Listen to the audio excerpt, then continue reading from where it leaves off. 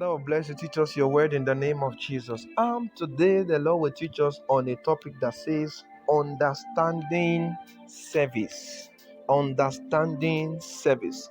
A woman once asked, why is it that people, we were in a kind of house fellowship, and the woman asked, she said, why is it that people seem to relax after getting what they think they wanted from God? They will be very active until the testimony they are expecting comes to them.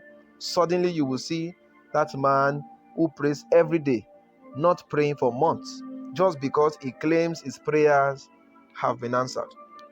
You must understand that. Uh,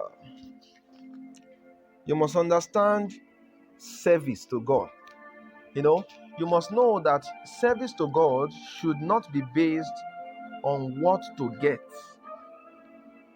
You must serve God for love and not for things. That's when your service before the Lord can be acceptable. Many won't come to church again because the day they didn't come, no one came to check on them.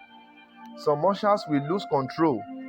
I mean ushers now. Some ushers will lose control just because someone insulted them while carrying out their duties.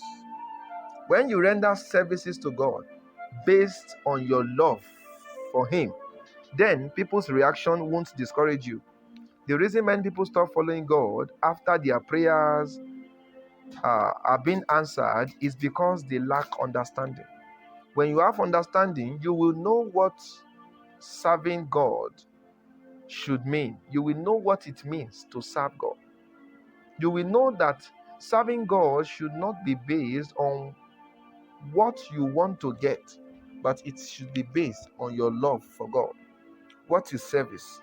Service is working for God through men.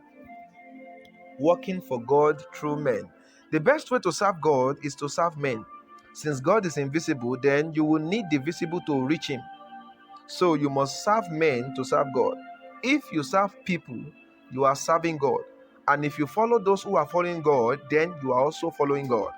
Abraham was not serving God for what he could get. That is why even when the child they needed didn't come, they were still faithfully serving God.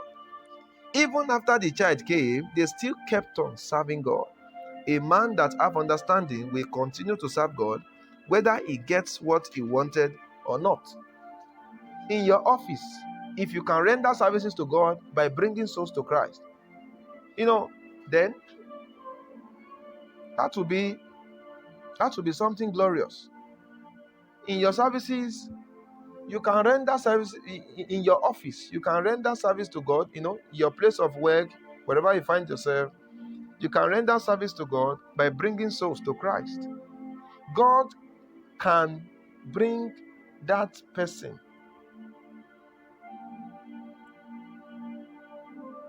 God can bring that person is not following God in your area closer to you, because He wants you to change them by preaching to them.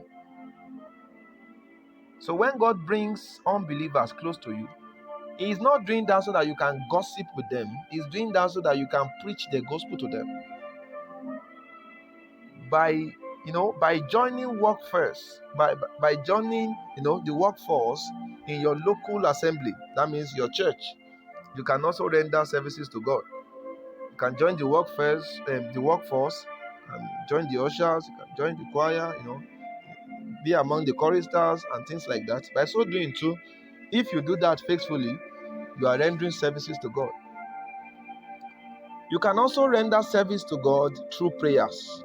There are two dimensions of prayer: the requesting dimension and the service dimension. The request dimension is when all you do each time you pray is to ask God for things for yourself only.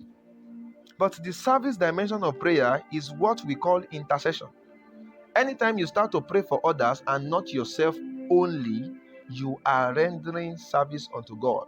Service is about others, not yourself. What you do to yourself is not called service. It is what you do to others that is called service. You must render services to God and also to humanity. Are you getting it? So if you must render services to God, then you must be prepared to reach out to others.